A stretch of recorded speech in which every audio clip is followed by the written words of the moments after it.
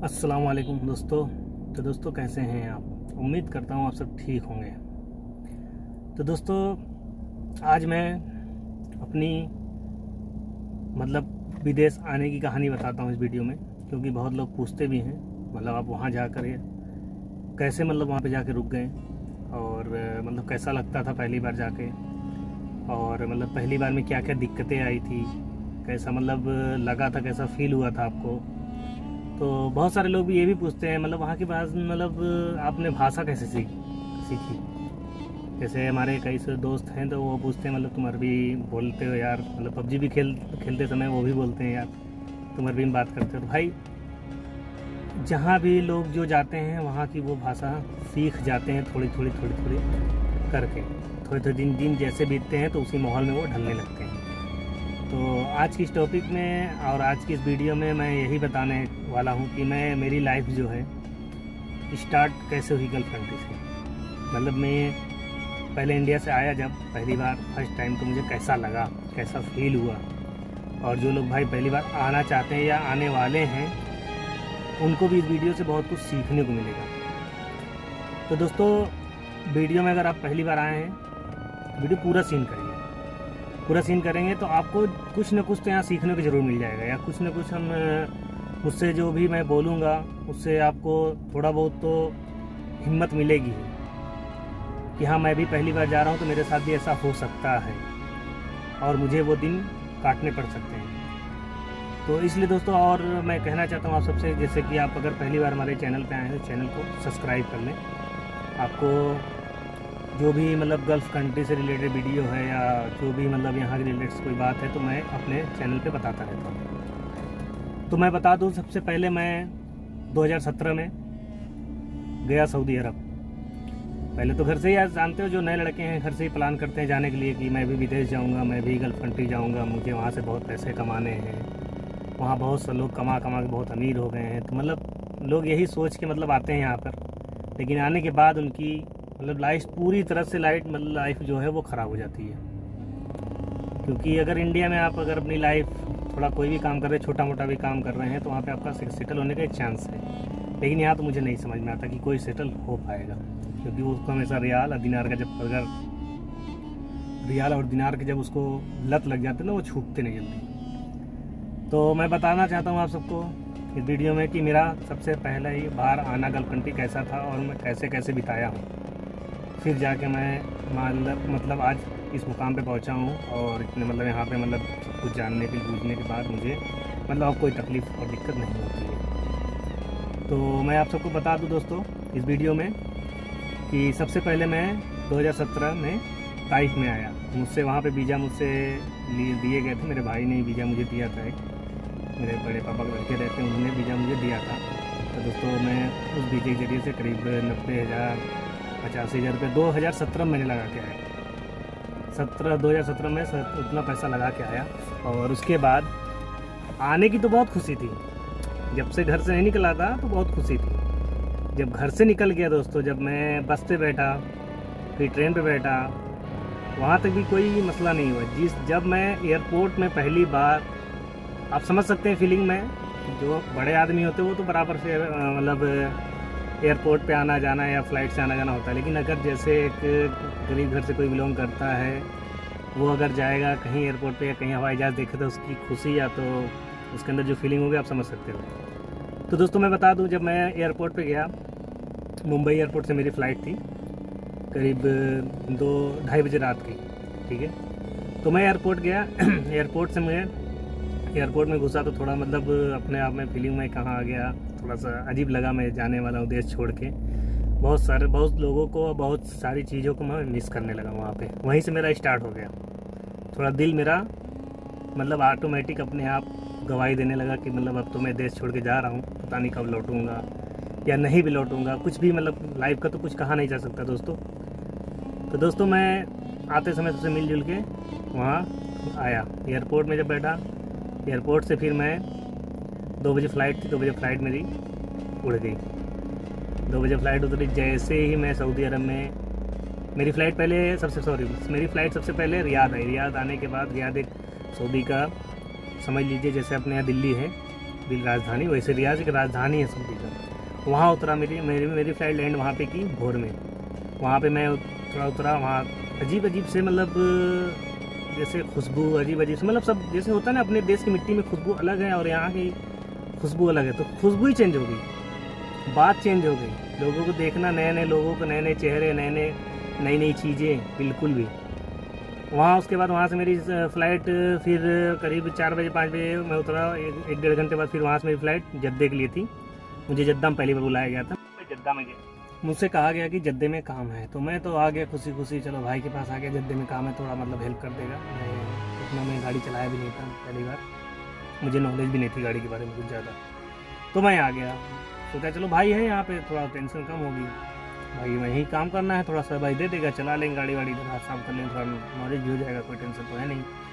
क्योंकि यहाँ मैटर करता है दोस्तों, अगर आपका भाई या तो आपका रिश्तेदार कोई भी है, तो मतलब वो अगर है तो सपोर्ट मिलता है बहुत ज़्यादा ही, थोड़ा ही मिलता है लेकिन वो ज़्यादा ही समझिए, बहुत ज़्यादा, थोड़ा ही यहाँ बहुत ज़्यादा होता है। तो फिर बाद में मुझे पता चला कि मुझे यहाँ नहीं रहना है, मुझे जाना है ताइफ, जहाँ पे बुढ़िया कूड़ा फेंकती है, लोगों ने सुना होगा, बुढ़िया कूड़ा फेंकती थी हुजूर पाक सल्लल्लाहु अलैहि वसल्लम के ऊपर। मुझे वहाँ काम मिला, वहाँ काम करना था मुझे धोखे से ताइफ मतलब बताया गया था जद्दा में काम है, लेकिन मुझे ताइफ भेज दिया गया। मैं 2 दिन वहाँ था दोस्तों। 2 दिन के बाद जब मुझे ताइफ भेजा गया ना, तब तो मैं पूरी तरीके से डर चुका था, इतना डर चुका था कि आप समझ नहीं सकते हो। क्योंकि मैं जद्दे से जब टैक्सी में बैठाला गया, उधर कपिल ने फ़ोन कर दिया। अब आप समझ सकते हो, जब कपिल फ़ोन कर देगा या तो मतलब तो आपको मतलब कैसा फील होगा, बात तो कर नहीं पाओगे, कुछ भी नहीं कर पाओगे, बस यही बोल रहा मैं आ रहा हूँ। तो रास्ते में आ रहा था, लोगों की बातें सुन रहा था, अरबी में लोग बात कर रहे थे, मतलब कई सूडानी और मसरी ये सब बैठे थे हमारी टैक्सी में, मैं भी बैठा था उसी में, सुन रहा हूँ उनकी बातें। सुनते सुनते मैं वहाँ से जद्दे से 200 किलोमीटर का डिफरेंस है ताइफ, मैं 200 किलोमीटर आया, 200 किलोमीटर में आया। 200 किलोमीटर आने के बाद मेरा बैग, मेरे कपिल का लड़का बड़ा, उसका नाम लोई था, है वो, मेरा बैग ले लिया, सलाम दुआ बैग रखा, वो अपनी गाड़ी में बैठाया। सलाम दुआ होने के बाद मेरा पासपोर्ट पहले मांगा, जी पासपोर्ट, जी मिस होता है देव पासपोर्ट, तो मैं उसको अपना पासपोर्ट दिया। उसको पासपोर्ट देने के बाद देखा उसने, सलाम दुआ होने के बाद पूछा सब कुछ मुझसे, मैं बताया मुझे अरबी तो आती नहीं, मतलब थोड़ा बहुत इंग्लिश, कितना पढ़े हो, तो मैं बोला 10 तक हाई स्कूल किया हूँ, वही बताया। थोड़ा गाड़ी चलाने आती है, इंतजार इस सही आ रहा, तुमको मालूम है गाड़ी चलाना, तो मैं बोला हाँ मालूम है। फिर वो लेके आया सीधे रूम पे, कुछ किया नहीं, सीधे रूम पे लेके आया, कोल्ड ड्रिंक पानी दिया, थोड़ा खाना वाना देने के बाद, मतलब देते हैं ये लोग, पहली बार फर्स्ट टाइम आओगे तो तुम्हें नाश्ता वगैरह देंगे। उसके बाद क्या हुआ दोस्तों, गाड़ी खड़ी थी मेरी सामने, जो गाड़ी मुझे चलाना था, इतनी गंदी, इतने डस्ट उस पर, इतने मतलब पत्ती वगैरह सब कुछ उसके ऊपर गिरे हुए थे। बोला ये तुम्हें चलाना है, बोला ठीक है। रूम में बैग रखा मैंने, बोला रूम खोला, तो रूम खोलने के बाद रूम के अंदर की जो कंडीशन थी दोस्तों, मैं आपसे शेयर कैसे करूं, तो मन तो किया मैं वापस कैसे चला जाऊं घर, लेकिन फिर अगर घर जाता हूं तो घर की परेशानी दिख रही है, पीछे पर मर गई थे नहीं, आगे कुआं पीछे खाई, यानी किधर भी जाओगे मतलब यहाँ जाओ तो ही परेशानी, वहाँ जाओ तो ही परेशानी, वही हाल मेरा था। तो मैं दोस्तों आप सबसे बता दूँ कि मैं रूम खोलते ही देखा पूरे कालीन बिछे होने चाहिए, तो वहाँ काकरोच बिछे थे, और उसके अंदर न जाने कौन रह रहा था, ये मुझे नहीं पता कौन ड्राइवर था, इतना गंदा था, पूरा काकरोच, पूरे बाथरूम में काई जमी हुई, अस्तगफुरुल्लाह। मैं बोला चलो क्या करेंगे, तो मजबूरी है। बैग अंदर फेंका, बैग फेंकते में बोलता है तालिया हुआ और कब सही आ रहा। मैं आप सबको थोड़ी देर बीच में अरबी बोल दे रहा हूँ, मतलब बोलता है आ जाओ और गाड़ी में बैठो, होता है या अल्लाह ताल और कब सही आ रहा। तो मैं आप सबसे इसलिए बोल रहा हूँ अरबी, मतलब थोड़ा सा अरबी बीच में बोल दे रहा हूँ, मतलब आप सबको भी पता चले कि हाँ इसका है कि अरबी से बोलते हैं। तो क्या हुआ कि मुझे बैठाने के बाद बोलता है गाड़ी में आके बैठो, गाड़ी में आके बैठा, तो फिर बोलता है अब गाड़ी मतलब देखो कैसे चलाया था, तो उसने मुझे स्टार्ट करके दिखाया। फोर्ड की गाड़ी थी, हालांकि कार वो मैं चलाया भी नहीं था, घर पे मैं बस जो डाले वाली गाड़ी होती है मालवाहन, वही मैं चलाया था, मुझे इतना नॉलेज भी नहीं था। उसके बाद मैं गाड़ी वो स्टार्ट करके बताया मुझे कि ऐसे स्टार्ट होती है। अब मैं इंडिया में तो आप जानते हो, मतलब वहाँ इंडिया में कौन सी गाड़ी है, गाड़ी फोर्ड गाड़ी थी, मैं चलाया नहीं था, मैं डाले वाली गाड़ी चलाया था। तो मुझे नहीं पता। बाद में उसने दिखाया, दिखाने के बाद मैं पलट के आया, फिर बैठा स्टार्ट कर रहा, हो ही नहीं रहा मुझसे स्टार्ट, क्योंकि जो होता है ना उसका चाबी लगाने वाला वहाँ पे एक फाइबर होता है, वो फाइबर जब से नहीं पकड़ के स्टार्ट करोगे स्टार्ट नहीं होगी। इंडिया में चाबी लगाया, चाबी घुमाते थे स्टार्ट हो जाती थी। ये मैं देखा था, ये अभी देखा नहीं था, फिर ये फीचर्स मैं देखा ही नहीं था कि ऐसे भी स्टार्ट होती है। तो फिर उसके बाद दोस्तों क्या हुआ, फिर मैं एक बार और बताया, फिर एक बार और देखा, फिर एक बार और बताया, बाद में गुस्सा करने लगा। इंतमाई आरिफ सुख, तुमको नहीं आती गाड़ी चलाने। बाद में नहीं, मुझे मालूम, मैं तो हिंदी, मुझे मालूम, ये मालूम क्या कहता है भाई। पहली बार देखो शक्ल उनकी, और कुछ भी तो थोड़ा सा आदमी को खौफ हो ही जाता दिल के अंदर। फिर मैं कैसे भी स्टार्ट कर दिया गाड़ी। स्टार्ट तो हो गई गाड़ी, फिर लग चलो अल्लाह का शुक्र स्टार्ट हो गई। फिर मैं लेके गया गाड़ी, 1 राउंड 2 राउंड 3 राउंड। एक तो ताइफ जो एरिया है ना दोस्तों, कभी जाना आप तो बहुत ही आपको देखने को मिलेगा, बहुत ही पहाड़ी इलाका है। आप कभी नेट पे भी सर्च मार के देख सकते हो, बहुत ही पहाड़ी इलाका है। पूरा पहाड़ जैसे ऐसे जलेबी वाले रोड, और बहुत मतलब टेढ़े मेढ़े रोड बहुत ज़्यादा है। तो मैं 2-3 राउंड लगा के आया तो बोला तुम अच्छे हो, गुड हो, अच्छे ड्राइवर हो। चलो अल्लाह का शुक्र, तारीफ तो कर दिया भाई, खुश हो गया अंदर ही अंदर। आपका भाई खुश हो गया अंदर भाई, चलो तारीफ तो कर दिया, अब तो जॉब लग गई मेरी। फिर मैं क्या किया, रूम खोला, अंदर गया, बैठा था, आंसू मतलब आने वाले थे, अफसोस दिल में, याद आ रही घर की, मैं क्या करूँ क्या ना करूँ, दिमाग नहीं काम कर रहा मेरा। बाद में दोस्तों क्या किया मैं, वो फिर गया, फिर मेरे लिए खाना लेकर आया, मुर्गी चावल। मैं बोला ये तो अरबी खाना है, मिल गया खाने को। वो फोटो में बहुत अच्छे लगते हैं देखने में। बाद में मैं थोड़ा सा खाया, मुझे बिल्कुल भी पसंद नहीं आ रहा था। मैं उसको फ़ौरन ही रख दिया, नहीं खाया। मैं दूसरे दिन उसको फेंक भी दिया। फिर रूम की दूसरे दिन मैं सफाई किया। जिस गद्दे पे वो मैं लेटा था, वो गद्दा इतना गंदा था, साला पता नहीं वो इंसान था या जानवर था, मुझे नहीं पता। इतना गंदा, मतलब इतना गंदा कि पूछो मत। एकदम ब्लैक हो गया था, वाइट गद्दे जो थे वो ब्लैक हो गए थे डल्लफ। फिर मैं उसको बोला मैं इस पर सो नहीं पाऊँगा। मतलब कभी तो पहले तो सोया, 2-4-10 दिन बीता, फिर मुझे मतलब ऐसे चलता रहा। मैं क्या बता दोस्तों, फिर उसी पे कैसे, नींद तो नहीं आती थी, नहीं आती थी। घर से कोई फ़ोन आया तो बड़ा अफसोस हो, मतलब कहाँ चला आया। अपने आप को भी मैं थोड़ा सा गाली देता, सोचता रहता मैं कहाँ क्यों चला आया। मैं इंडिया में कुछ कर लेता, कुछ काम धाम तो सही रहता। फिर जाने का जब भी इरादा आ रहा था, फिर पैसे दिख रहे हैं, पैसे इतने नुकसान हो जाएंगे। 1 लाख रुपये, मतलब 85,000 उसको दिए थे, बाकी हमको आने में करीब 1 लाख रुपये लग गए थे हमारे। तो फिर दोस्तों मैं क्या किया, जैसे तैसे चला कुछ दिन। फिर मैं सोचा खाना बनाने को बोली, मतलब पैसे वैसे चाहिए। तो मैंने मैडम ज्योति टाइप की, अल्हम्दुलिल्लाह बहुत अच्छी थी, मुझे लड़कों के ऐसा मानती थी, बोलती तू मेरा वलद है, वलद में लड़का होता है, तो बोली मेरा वलद है, लड़के जैसा है, मुश्किल नहीं है मुझे। मैं कपड़ा भी कोई खास लेके नहीं, क्योंकि जद्दे में जाना था, जद्दे में पड़ती है गर्मी और ले गया टाइप में पड़ती है ठंडी। अब मसला और फंस गया। मैं गाड़ी स्टार्ट कर रहा हूँ, सुबह एक दिन ड्यूटी लगी तो मैं हिल रहा हूँ 10 दिन बाद। तो देखी तो बोली कपड़े नहीं है तुम्हारे पास, जैकेट नहीं। हमका जैकेट नहीं है, जैकेट को जैकेट ही बोलते हैं लोग। मैं बोला मेरे पास नहीं है जैकेट। तो मतलब आप तो सोच रहे हो कैसे तुमने बोला होगा। तो मैं बस ये, अब 10 दिन हो गए तो ला माफ़ी बोल दोगे ना तो समझ जाएंगे नहीं है ला माफ़ी, यानी कि ला मिस नहीं होता है, माफ़ी में सही नहीं।